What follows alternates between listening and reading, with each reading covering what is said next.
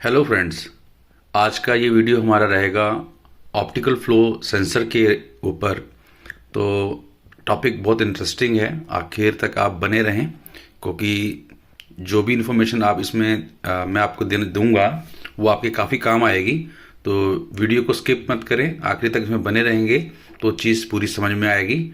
तो चलिए, मैं जिस फ्लो सेंसर के बारे में आपसे ऑप्टिक फ्लो सेंसर के बारे में बात करना चाह रहा हूँ, मैं पहले उसको दिखा देता हूँ कि वो लगता कैसा है और किस कंपनी का है। ये है ऑप्टिकल फ्लो सेंसर। ये मेटेक के ऑप्टिकल फ्लो सेंसर है। इसमें हमारे दो सेंसर्स लगे हुए हैं। एक जो ये जो सेंसर है इसको हम लोग कहते हैं ऑप्टिक फ्लो और इसे कहते हैं हम लीडार सेंसर। तो ये दो सेंसर्स हैं जो कि इस ड्रोन को स्टेबल रखने में इन्हीं दो सेंसर्स का काम लिया जाता है। तो बाकी डिटेल मैं आपको वीडियो में बताता हूँ, एक बार कॉन्फ़िगरेटर में जाके बताता हूँ। तो ये मैंने अपने क्वाड के बिल्कुल डाउन साइड में जो है इसको मैंने डबल टेप से चिपकाया हुआ है। और वायर आप देख सकती हैं, 4 वायर्स हैं।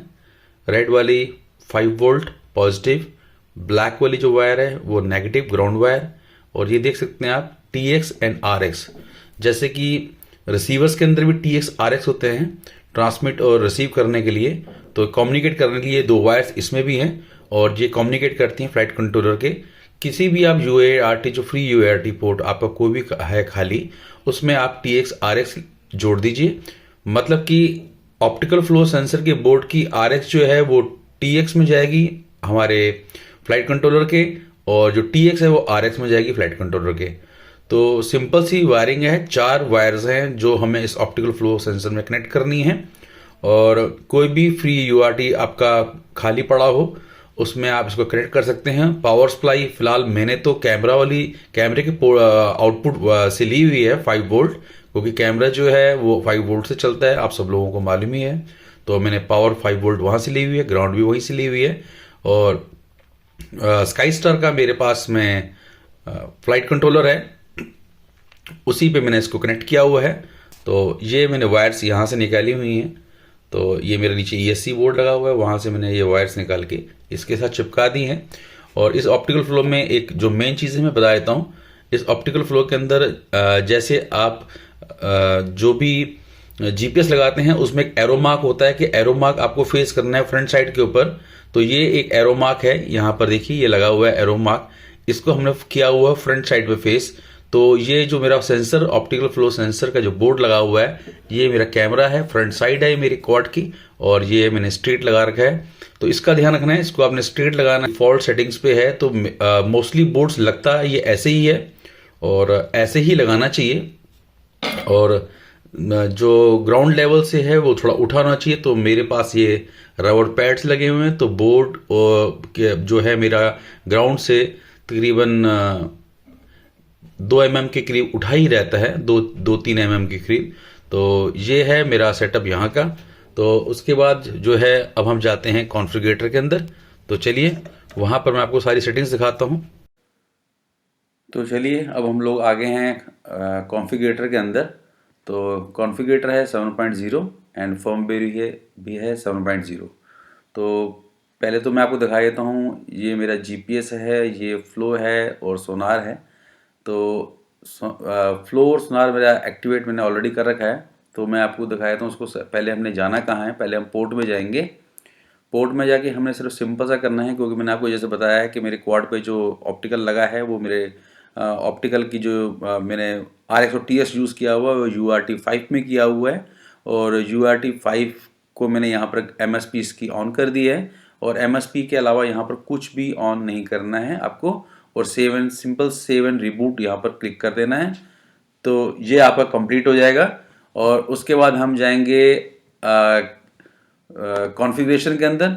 कॉन्फ़िगरेशन के अंदर हमें सिंपल 2 चीज़ें ऑन करनी है, range finder and optical flow. इसमें MSP दोनों में ऑन करके सेव एंड रिबूट आपको क्लिक कर देना है।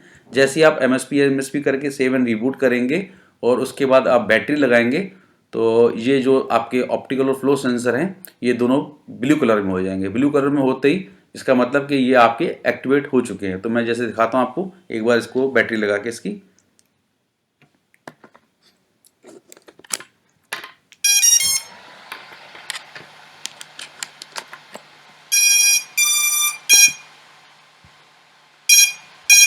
अभी मेरा जीपीएस फ्लो एंड सोनार ये बिल्कुल एक्टिवेट हो चुका है। ये हल्का सा शेकी हो जाता है क्योंकि मेरे ग्लास के ऊपर मेरा क्वाड पड़ा हुआ है, टेबल ग्लास के ऊपर। तो फिलहाल ये इसको कोई दिक्कत नहीं है, ये इसको शेकी होने से कोई प्रॉब्लम नहीं आएगी।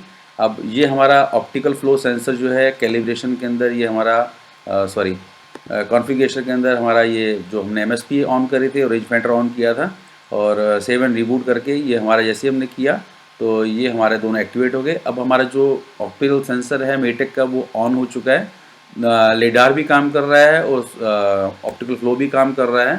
अब इसके बाद हमने क्या करना है, हमने करना है कैलिब्रेशन।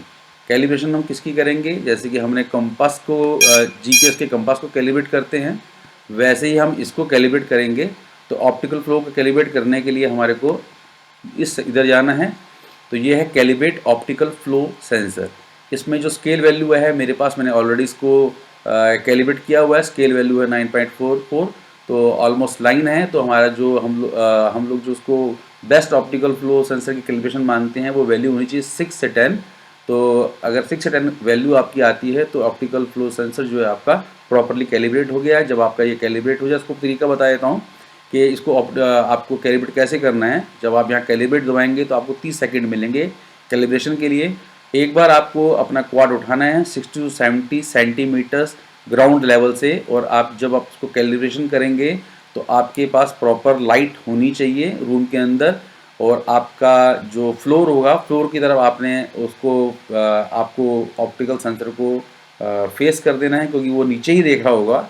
और आपने पहला क्या करना है, पहले आपने लेफ्ट एंड राइट 45 डिग्री आपको उसको टिल्ट करना है। पहले लेफ़्ट फिर राइट, लेफ़्ट फिर राइट, ऐसे टिल्ट करेंगे। और उसके बाद आप इसको करेंगे फ्रंट में टिल्ट करेंगे 35 to 45 डिग्री, फिर बैक साइड में करेंगे 15 सेकंड तक के लिए आप इसको ऐसे करेंगे। मतलब 15 सेकंड समझें या 15 बार समझें। तो जैसे ही आप ये कर देंगे और टाइम आपका ख़त्म हो जाएगा, कैलिब्रेशन का प्रोसेस ख़त्म हो जाएगा, तो ऑटोमेटिकली आपका फिगर जो भी आएगी 9, 10, 7। तो बेस्ट ये है कि अगर आपकी फिगर इससे नीचे आ रही है तो आप इसको एक बार दोबारा से कैलिब्रेट कर सकते हैं। और उसके लिए सबसे बेस्ट तरीका ये है कि मैंने आपको बताया है कि 60 to 70 सेंटीमीटर हाइट पे रख के, और जो आपका रूम में लाइट अच्छी होनी चाहिए, और फेसिंग आपको पता ही है कि उसको फेस ऑप्टिकल को हमने अपना सरफेस दिखाना है। और आप जैसे ही आप उसको कैलिब्रेट करेंगे तो आपके पास कोई भी फिगर आ सकती है, और अगर हायर वैल्यूज़ आती हैं तो ज़्यादा बेटर है। तो अच्छा कैलिब्रेट हो गया, 7 रिबूट कर देना है, यहाँ से आपका काम ख़त्म। और उसके बाद हमने ये हमारा अब ऑप्टिकल फ्लो सेंसर कैलिब्रेट भी हो गया और कनेक्ट भी, और दोनों एक्टिवेट भी हो गए। अब हमको जाना है इसके सेंसर टैब के अंदर। सेंसर टैब में हम देखेंगे, ये हम सेंसर में आ जाते हैं। तो फ़िलहाल सेंसर में मैंने अभी ये ज़ायरो, एक्सेलेरोमीटर, मैग्नेटोमीटर, बैरोमीटर सब अनक्लिक किया हुआ है, सिर्फ सोनार और डीबग चलाया हुआ है। तो डीबग में हमने क्या देखना होता है मैं आपको बता देता हूँ। ये जो ग्राफ है डीबग का, इसमें 0 और 2 का जो ये स्पाइक्स हैं, 0, 2 में जो स्पाइक्स आएंगी वो दोनों ऑलमोस्ट सेम आनी चाहिए, और 1 और 3 की जो स्पाइक्स हैं वो एक जैसे आनी चाहिए। और इसका प्रोसीजर क्या रहता है इसको चेक करने का, वो यही है तरीका जैसे हमने कैलिब्रेट किया था। 60 to 70 सेंटीमीटर अगर आप इसको हाइट पे रखेंगे, जैसे कि मैं अभी फ़िलहाल आपको दिखाता हूँ डीबग 0 और 2, क्योंकि इसमें आप ध्यान रखिएगा डीबग 0, 2 की जो स्पाइक्स हैं, जो ग्राफ है वो सेम होना चाहिए। 0, 2, 0 एंड 2 ये दोनों सेम, और 1 एंड 3 ये दोनों सेम। तो ये मैं दिखाता हूँ, मैंने अपना क्वाड उठा लिया है ये, और थोड़ी देर रुकते हैं इसको। ये मेरा क्वाड जो है 60 सेंटीमीटर हाइट के ऊपर है। तो अभी मैं इसको राइट एंड लेफ्ट हल्का सा टिल्ट करूँगा 35 to 40 डिग्री। तो ये मैंने टिल्ट करा, ये देखिए थोड़ा बहुत स्पाइक्स में फ़र्क रहेगा, ज़्यादा नहीं रहेगा। तो अभी हमारी जो डीबग 0 है और डीबग 2 है, ये आप देखिए कि इसकी स्पाइक्स में बहुत ज़्यादा फ़र्क नहीं है। एक ये 150 के बाद एक स्पाइक ये रही, एक स्पाइक ये रही, और एक स्पाइक थोड़ी डाउन है, ये स्पाइक थोड़ी डाउन है। तो ऐसे ही ये अप है, और लास्ट में आके ये स्पाइक है, और लास्ट में आके ये स्पाइक है। मतलब कि डीबग 0 और डीबग 2 मैच कर रहा है। अब हमको देखना है कि डीबग 1 और डीबग 3 इसकी स्पाइक्स मैच करनी चाहिए। तो भी मेरे पास थोड़ा सरफेस में, मेरे सरफेस लाइट नहीं है, तो थोड़ा सा हल्का सा फ़र्क रहेगा। तो देखिए मैंने भी हल्का सा शेक किया इसको अब हमने करना है फॉरवर्ड और बैकवर्ड। तो ये मैं करता हूँ, हाइट मेरी है 60 टू 70 सेंटीमीटर। ये मैं इसको अब आगे और पीछे कर रहा हूँ। ये देखिए ये जो स्पाइक्स हैं थोड़ा सा फ़र्क रहेगा, क्योंकि लाइट नहीं होने की वजह से मेरे को थोड़ा सा दिक्कत आ रही है। तो आप ये मान के चलीजिए कि डीबग 1 एंड डीबग 3 की जो स्पाइक्स होंगी वो ऑलमोस्ट सेम होनी चाहिए। तो ये सेम होंगी तो आपका जो सेंसर है वो बिल्कुल ओके है। तो जैसे मैं आपको दिखाया था सोनार के अंदर, तो जैसे ही मैं अपने क्वाड को नीचे ले जाता हूँ, ये सेंटीमीटर्स में वैल्यू आ रही हैं। ये देखिए ये वैल्यू है 23, 24, 21, ये आपने 17, 18, ये मेरा बिल्कुल ग्राउंड लेवल पे मैंने क्वाड को रख दिया है। और ये जब मैं क्वाड को उठा रहा हूँ तो ये सेंटीमीटर के अंदर वैल्यू ये जो आ रही है, एक्स वैल्यू जो है सेंटीमीटर्स में आ रही है। ये मैं ऊपर नीचे कर रहा हूँ तो ये मेरा सोनार जो है मेरा काम कर रहा है। तो डीबग में हमें सिर्फ यही चेक करना होता है। और इसमें क्या होता है कि जो CLI के अंदर अगर आप डिफ़ॉल्ट, जैसे कि अगर आप सिंपल वे में बताऊं कि जैसे हम लोग कंपास को कैलिब्रेट करते हैं, अगर हमने GPS रखा है अपने क्वाड के ऊपर तो हम CW90 and CW180, CW90 flip तो या CW180 फ्लिप ऐसे करते हैं, क्योंकि हम जैसे हमने अपना GPS रखा है वैसी डायरेक्शन को करते हैं। तो आपने देखा होगा कि इसका जो सोनार सेंसर है जो मेटेक का, वो हमारा बिल्कुल हमने उल्टा लगा रखा है और नीचे लगा रखा है, एरो हमारा फ्रंट साइड पे है। तो डिफ़ॉल्ट CLI में अगर आप चेक करेंगे तो ये होगा CW0 फ्लिप। तो इसका जो पैरामीटर्स है उसको हम लोग लिखते हैं सेट, और सेट के बाद आपका आएगा align underscore up flow is equal to CW0 flip. अगर वैसे तो ऑलरेडी वहाँ होता है, तो फिर भी अगर आप इसको ये कमांड अगर आप डालेंगे तो आपको ये जो है सेंसर, ये आपका जो जिस डायरेक्शन पे है, ये 0 फ्लिप की डायरेक्शन पे है, तो ये वहाँ सेट हो जाएगा। वैसे डिफ़ॉल्ट वो सेट रहता है। और अब इसके बाद हम जाएंगे, ये हमारा सेंसर का हो गया। सेंसर में मैं फ़िलहाल अपना एक्सेलेरोमीटर, मैग्नोमीटर ये मैं ऑन कर देता हूँ। तो ये सेंसर हमारा यहाँ ख़त्म हो गया। और अब हमें कुछ कमांड्स लिखनी है। कमांड्स जो हैं वो हमारी CLI के अंदर हैं कमांड्स।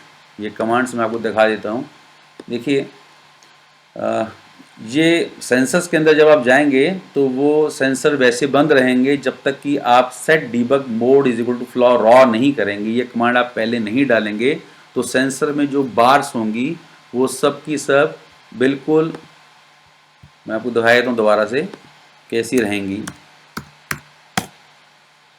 क्योंकि सेंसर्स के अंदर अगर आपको ग्राफ देखना है तो आपको ये पैरामीटर्स वहाँ लिखने पड़ेंगे।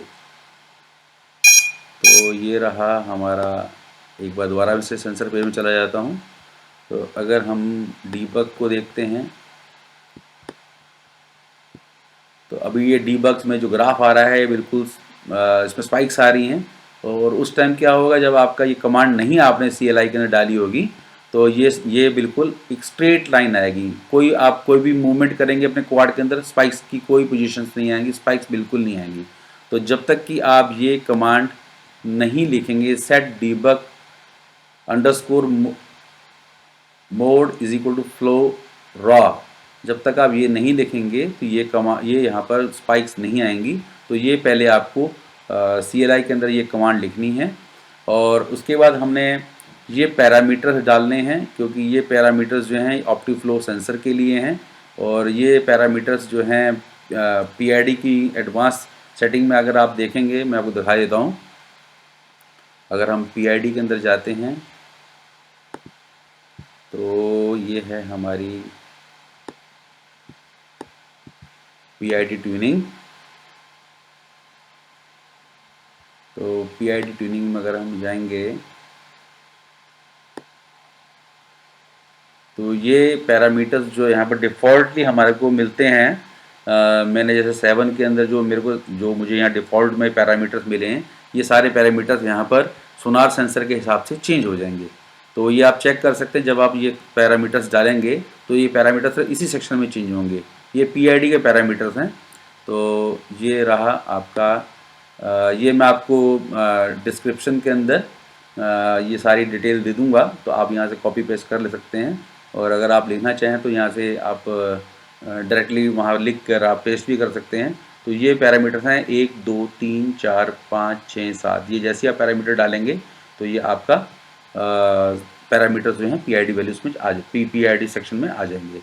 और ये तो हो गया सोनार सेंसर के लिए PIDs की वैल्यूज़। और उसके बाद दूसरा हमारे को ये 3 कमांड्स डालनी हैं। तो ये कमांड्स है सरफेस के लिए, और ये कमांड है टेरेन के लिए। और क्योंकि जो सोनार ये जो सेंसर है ये 200 सेंटीमीटर से ऊपर नहीं काम करता, और 200 सेंटीमीटर तक ही काम करता, मतलब कि 2 मीटर। तो आपको ये दोनों कमांड्स डालनी हैं। और ये दोनों कमांड्स आपकी इसमें एक कमांड सरफेस आपकी डिफ में नहीं दिखेगी, ये कमांड आपको दिखेगी, टेरेन की कमांड। और उसके बाद set INAV underscore allow dead reckoning on, ये मस्ट है ये कमांड। क्योंकि सपोज़ करिए कि जैसे आपने, मेरे पास तो GPS लगा हुआ है, तो मेरे को ये कमांड मैंने फिर भी डाली है क्योंकि मैं अभी इंडोर फ्लाई करूँगा, तो ये कमांड बहुत ज़रूरी है। और अगर आपके पास मान लीजिए कि आपके सेट के ऊपर GPS नहीं है, और GPS ना होने की वजह से आपके पास जो है पोजीशन होल्ड की ऑप्शन नहीं आएगी, क्योंकि जब तक कि आपका कंपास नहीं लगेगा प्रॉपरली, और आप जब इसमें मोड टैब में जाएंगे तो आपको पोजीशन होल्ड नहीं मिलेगा। तो पोजीशन होल्ड लेने के लिए कोई इसमें भी आपको पोजीशन होल्ड और अल्टीट्यूड होल्ड, सरफेस का मोड, और आपका साथ में इसमें लगेगा सरफेस, अल्टीट्यूड होल्ड, और पोजीशन होल्ड, और आपका हेडलॉक। ये 4-5 आपको एक साथ एक ही पोर्ट पे, एक ही स्विच पे साइन करने पड़ेंगे। तो जब आपने GPS नहीं लगाया हुआ है तो ये कमांड आप जैसे डालेंगे वहाँ पर आपके पास में पोजीशन होल्ड की ऑप्शन आ जाएगी। अदरवाइज़ अगर आपके पास GPS नहीं है और आपने GPS को नहीं लगा रखा, आपने कैलिब्रेट नहीं किया हुआ कंपास वगैरह, तो आपके पास वो पोजीशन होल्ड नहीं आएगा। तो ये कमांड आप जैसे डालेंगे तो वहाँ पोजीशन होल्ड आ जाएगा। तो ये तो रहा कमांड्स, ये सब आप कमांड डाल लीजिए। और इसके बाद हम लोगों ने क्या करना है, हम लोग जाएंगे इसके, मैंने आपको बहुत शॉर्ट में बताया है क्योंकि मैंने 2 वीडियो कल बनाए थे, पर वो वीडियो 40 से 50 मिनट के थे, बहुत डिटेल थे। तो डिटेल वीडियो किसी और दिन हम लोग बात करेंगे। कुछ अगर प्रॉब्लम हो आपको इसमें तो आप कमेंट कर सकते हैं मेरे को। तो अभी हम जाते हैं आपका मोड टैब में। तो देखिए आम तो मैंने आम की जगह रखा है, वो जैसे सब लोग आम की जगह रखते हैं। बिगनर्स के लिए बता देता हूँ कि ये पहला जो है वो आम का है। मेरा आम का स्विच पे मैंने 5 नंबर पे मेरा साइन हो रखा है चैनल। और उसके बाद एंगल है, एंगल मेरा 3 पोजीशन स्विच पे है, और एंगल को मैंने इसका जो ब्लू बार है वो यहाँ तक ली हुई है। हॉरिजन की कोई ज़रूरत नहीं है। उसके बाद नैव पोजीशन होल्ड, ये मेरा 7 पे है। और उसके बाद नैव अल्टीट्यूड होल्ड, ये भी मेरा एक ही स्विच के ऊपर है। फ़िलहाल मैंने ये घर पे फ्लाई करने के लिए बनाया है इसको, तो ये सब पोजीशंस मैंने चेंज करी हैं। तो इसमें हमने क्या करना है कि एंगल मोड ऑन करना है। एंगल मोड के साथ हमारे को पोजीशन होल्ड, और आपका नैव अल्टीट्यूड होल्ड, हेडिंग होल्ड, और हेडिंग होल्ड के साथ सरफेस मोड, ये सब चीज़ें मेरे सब 7 नंबर चैनल पे हैं। एक ही स्विच पे मैंने इनको सेट किया हुआ है। तो इसको फ्लाई करने का तरीका ये रहता है, आप पहले इसको आर्म करिए, एंगल मोड पर डालिए। एंगल मोड पर डालने के बाद जब आपकी मोटर रन हो जाएंगी, और अगर रन नहीं हो तो अगर आपका GPS लगा है, अगर GPS नहीं लगा है तो रन हो जाएंगी, और अगर GPS लगा है तो घर के अंदर आपको बाईपास करना पड़ेगा GPS को, तो आपकी मोटर रन हो जाएंगी। जैसे ही आपको मोटर रन हो और आपने आर्म करा, मोटर रन होने के बाद आपने एंगल में करा, जैसे मैं करता हूँ, मैं ऐसे ही करता हूँ, एंगल में करता हूँ आर्म उसको रन करने के बाद। और उसके बाद आपको क्या करना है कि आपने जिस स्विच के ऊपर ये सारे अल्टीट्यूड वगैरह सब डाले हुए हैं, उस स्विच को आपने ऑन कर देना है। जैसे ही आप उस स्विच को ऑन करेंगे तो आपकी मोटर्स जो हैं वो थोड़ा सा उसका आरपीएम बढ़ेगा, तब आप इसको टेक ऑफ कर सकते हैं। जब आपको टेक ऑफ करेंगे तो ये अपने आप ही एक पोजीशन को होल्ड कर लेगा, और जिस एल्टीट्यूड पे आप रखेंगे, क्योंकि लिडार जो सेंसर है वो मेज़र करता है, वो एक तरफ से लेज़र बीम फेंकता है और जिस स्पीड से वो लेज़र बीम वापस उसके पास आती है तो वो उस हिसाब से कैलकुलेशन करके आपकी एक हाइट को मेंटेन कर लेता है। जो भी हो चीज़ें उसको सरफेस से मिलती हैं वो प्रोसेसर की तरफ भेज देता है, तो वो एल्टीट्यूड वहाँ मेंटेन हो जाता है। पर जैसे कि आप जीपीएस लगाते हैं, जीपीएस के अंदर आपको एल्टीट्यूड दिखता है कि आप किस एल्टीट्यूड पे हैं। इसमें आपको आपकी डिस्प्ले पे, आपके गॉगल्स पे या आपके मॉनिटर पे जो यूज़ कर रहे हैं उस पर आपको एल्टीट्यूड नहीं दिखेगा, क्योंकि हमने घर में ही फ्लाई करना है और 2 मीटर से हम ऊपर इसको फ्लाई नहीं कर सकते, क्योंकि 2 मीटर पे ही ये सेंसर पूरा बोर्ड काम करता है, चाहे वो ऑप्टिकल फ्लो हो चाहे वो लिडार हो, क्योंकि इसमें 2 सेंसर लगे हैं, एक लिडार एक ऑप्टिकल फ्लो। और उसके बाद जो पोजीशन होल्ड है, पोजीशन होल्ड के लिए ऑप्टिकल फ्लो सेंसर लगा हुआ है, और ऑप्टिकल फ्लो जो सेंसर है वो आपका आसपास का जो एरिया है, जो भी जैसे मेरे पास जहाँ मैं फ्लाई कर रहा हूँ, मैंने एक शॉर्ट वीडियो डाला हुआ है कि मेरे पास जो मेरा फ्लोर है वो फ्लोर जो है वो वाइट है, तो वाइट फ्लोर के ऊपर और लो लाइट के ऊपर ऑप्टिकल फ्लो काम नहीं करता। लो लाइट पे एक बार को लिडार काम कर जाता है, पर बिल्कुल अंधेरे में लिडार भी काम नहीं करता। अगर बिल्कुल आप लाइट्स को बंद कर देंगे तो लिडार का इतनी बड़ी प्रॉब्लम नहीं आती है। आप एक बार इसको पोजीशन होल्ड, इसको एक बार अल्टीट्यूड होल्ड करेंगे, एक जगह पर रोकेंगे तो ये जगह स्टिल रुक जाएगा, और उसके बाद अगर आप उसको पोजीशन होल्ड करना चाहेंगे और आपके कमरे के अंदर कोई सफ़ेद फर्श है या बिल्कुल उसमें कोई डॉट्स नहीं है, या कारपेट है, तो कारपेट में अगर लाइंस हैं तो वो बहुत बढ़िया हैं, क्योंकि जो ऑप्टिकल फ्लो है वो उन्हीं लाइंस को फ़ोटो क्लिक करके वो प्रोसेसर को भेजता है ये, और प्रोसेसर के भेजने के बाद प्रोसेसर उसकी कैलकुलेशन करके वो ईएससीज़ को वैसी कमांड देता है और उसको पोजीशन होल्ड कर देता है। तो इसीलिए मैंने एक शॉर्ट वीडियो डाला था, शायद आप लोग उसको देखेंगे, किसी ने देखा होगा और किसी ने नहीं देखा तो वो देख लीजिएगा। मैंने फर्श के ऊपर फ्लोर के ऊपर टेपिंग कर दी है, तो टेपिंग करने से क्या हो गया है कि ऑप्टिकल फ्लो को कुछ नीचे दिख रहा है, तो उसी हिसाब से वो पोजीशन होल्ड करके उसने रखी हुई है। तो डीप मैं आपको पूरा नहीं बता पा रहा हूँ, इसमें बहुत लंबा वीडियो हो जाएगा।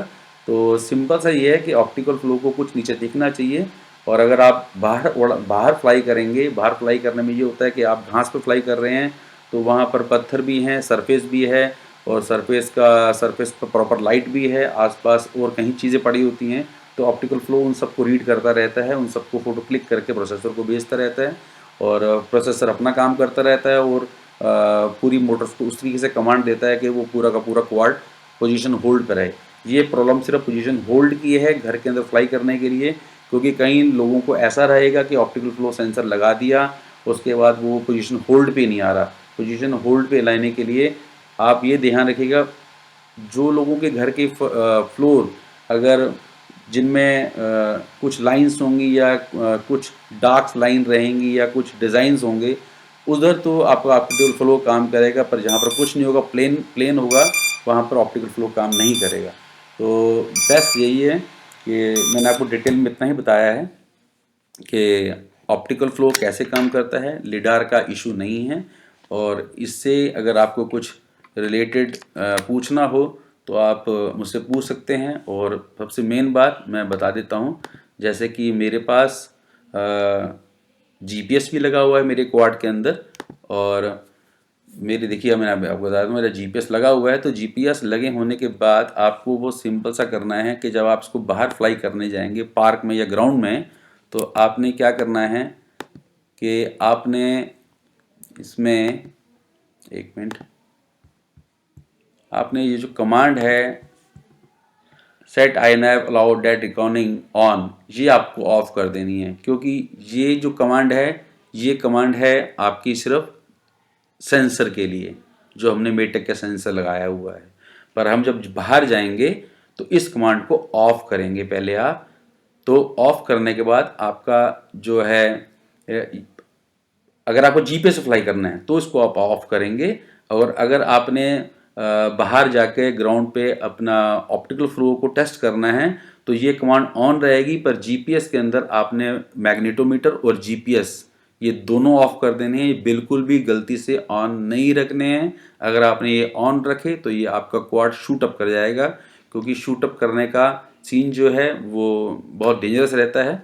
तो बेस्ट यही है, मेरी रिकमेंडेशन यही है कि आप बाहर जाएंगे तो आप जो है कंपस और जीपीएस ये दोनों ऑफ करेंगे। जब आप घर पे रहेंगे तो कंपस जीपीएस आप ऑन भी कर देंगे, क्योंकि कुछ दिक्कत नहीं आती है, क्योंकि सैटेलाइट इतनी इजीली पकड़ नहीं पाते हैं। पर ये है कि आजकल M10 जो जीपीएस है वो फिर भी कुछ सैटेलाइट कनेक्ट कर लेता है, डिपेंड करता है सबकी लोकेशन क्या है। तो घर पे अगर आप आते हैं तो अगर आपने वैसे फ्लाई करना है तब भी आपको इस कमांड को ऑन रखना है। ठीक है, तो ये सिंपल सा मैंने सेटअप बताया है। ये बाकी डिस्क्रिप्शन में मैं आपको सारी कमांड दे दूंगा, ये मैं आप कॉपी पेस्ट कर लीजिएगा। मतलब कि ये जो कमांड है मैं दोबारा से रिपीट कर देता हूँ। Set debug mode is equal to flow raw, ये आपको डालना है जब आपको सोनार को चेक करना है, क्योंकि ये नहीं डालेंगे तो सोनार के अंदर स्पाइक्स नहीं आएंगे, वो जो ग्राफ है वो नहीं चलेगा। और ये जो है ये मेन कमांड है। ये अगर जिसके पास भी जीपीएस नहीं लगा हुआ है वो ये कमांड करेगा तो वहाँ पर पोजीशन होल्ड का ऑप्शन आ जाएगा। अदरवाइज पोजीशन होल्ड का ऑप्शन बिना जीपीएस के नहीं आता है।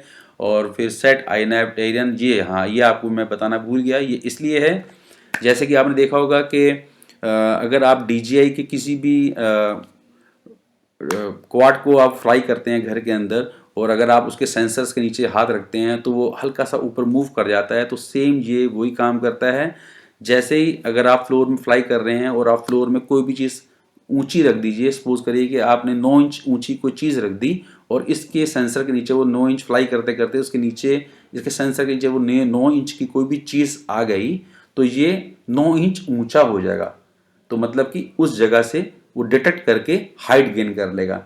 और अगर वापस से वो नॉर्मल सरफेस पे आ गया तो वापस से वो 9 इंच नीचे आ जाएगा। तो ये उस फंक्शन के लिए है। तो क्योंकि अभी आप घास पे जाएंगे तो ग्राउंड में जाएंगे तो घास पे ये नहीं पता कि कौन सा एरिया ऊंचा और कौन सा एरिया नीचे है, तो ये वहाँ पर काम करता है। और सरफेस का आपको ऑन करना बहुत ज़रूरी है।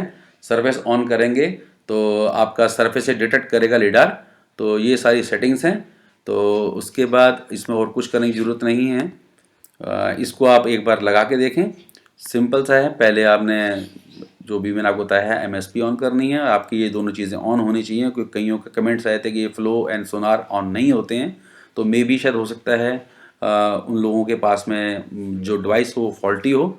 और मैंने इसको 6.1 में भी यूज़ किया हुआ है, सेम चल रहा है, और 7.0 में भी यूज़ किया है, सेम चल रहा है। तो आप इसको एक बार ट्राई करके देखिए और कैसा आपको लगता है। और कुछ कमी आपको इसमें लगे, कुछ आपको समझ नहीं है, तो आप मुझे कमेंट कर सकते हैं, मैं आपको उसका रिप्लाई ज़रूर दूंगा। तो बने रहिए मेरे नेक्स्ट वीडियो के लिए। तो एक बार मैं आपको इसको एक बार फ्लाई करके भी दिखाऊंगा कि ये फ्लाई सोनार पे कैसा होता है। तो आज का वीडियो हमारा यहीं पर ख़त्म होता है। Thank you, bye bye.